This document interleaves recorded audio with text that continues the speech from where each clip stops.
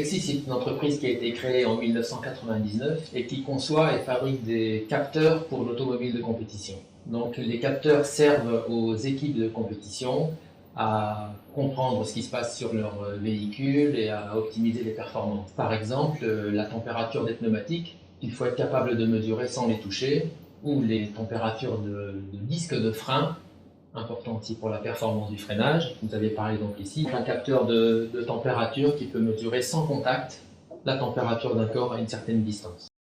Nous avons demandé à Bourgogne Innovation de nous aider à développer un capteur capable de mesurer une température à grande distance, c'est-à-dire à quelques 20 ou 30 cm et sur une cible d'un diamètre de 1 ou 2 cm. Ça fait appel à des connaissances en optique que nous n'avions pas forcément. Et nous avons entamé un programme de recherche avec le pôle optique Rhône-Alpes de façon à acquérir les compétences qui nous faisaient défaut.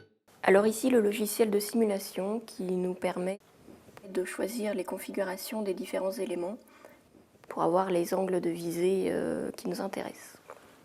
Là, dans ce cas précis, on va avoir un angle de visée de 20 sur 1 pour mesurer une surface de 1 cm à 20 cm.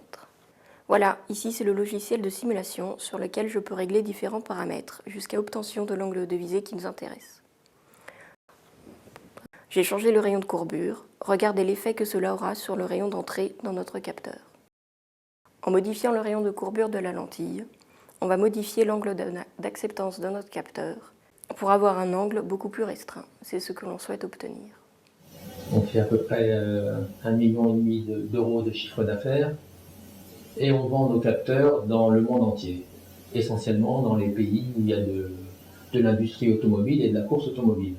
Donc beaucoup en Europe, avec la Formule 1, les 24 heures du Mans, le rallye. On est présent aux États-Unis avec le NASCAR ou Indianapolis. On est présent aussi au Japon, en Australie, au Brésil et en Argentine.